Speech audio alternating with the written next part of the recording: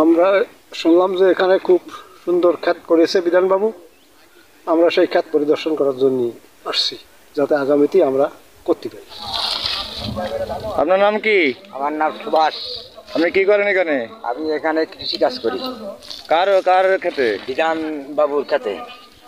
কৃষি উদ্যোক্তারা যারা আসবেন নতুন করে, তবে ওনার থেকে অনুপ্রাণিত হবেন, এমনকি তারাও সফল হবেন বা তার থেকে শিক্ষা নিয়ে মনে করেন হচ্ছে বিধানবাবুর থেকে শিক্ষা নিয়ে আগামীতে মনে করেন তারাও এই উদ্যোগে প্রসারিত হবে। বিধান ভাইয়া একজন বড় কৃষি উদ্যোক্তা। আমরা তার এই প্রজেক্ট ভিজিট করতে আসছি। কাজ করে মানে প্রথম থেকে আসি এই জায়গাতে, প্রতিনিয়ত কাজ করে। আমরা 40 জন কাজ করি এই জায়গায়। যখন আমাদের ফল ওঠানোর প্রয়োজন মনে হয় তখন আমাদের লোক আরও বাড়ে, প্রায় 100 জনের মতো আমরা প্রতিনিয়ত কাজ করি করে আমাদের পরিবেশন নিয়ে আমরা খুব ভালোভাবে আছি। কার্তিকচন্দ্র সর্দার, আমার বাড়ি হরিণখোলায়। 1990 সালের পরের থেকে এই ভৌগোলিক অবস্থা 22 ফোল্ডারে এমন দেখেনি যে 22 ফোল্ডার এমন সুন্দর পরিবর্তন করেছে।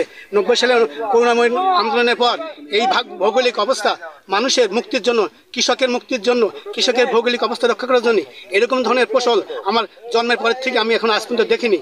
এরকম ধরনের ফসল, এই ফসলটা যদি সর্বস্তরে বিরাজ করতে পারে, এই বিধানবাবু যে কাজটা করেছে, আমার মনে হয় এরকম যদি 64টা জেলায় 64টা কর্মী যদি এরকমভাবে ফসল উৎপাদন করে, তাহলে কৃষি বিষয়ক যত পরামর্শ দরকার সেগুলো আমি দেওয়ার চেষ্টা করি এবং তাকে উদ্বুদ্ধ করি যাতে একটা ফসল না করে মানে বিভিন্ন ফসল করে এখানে যাতে সে মানে লাভবান হতে পারে।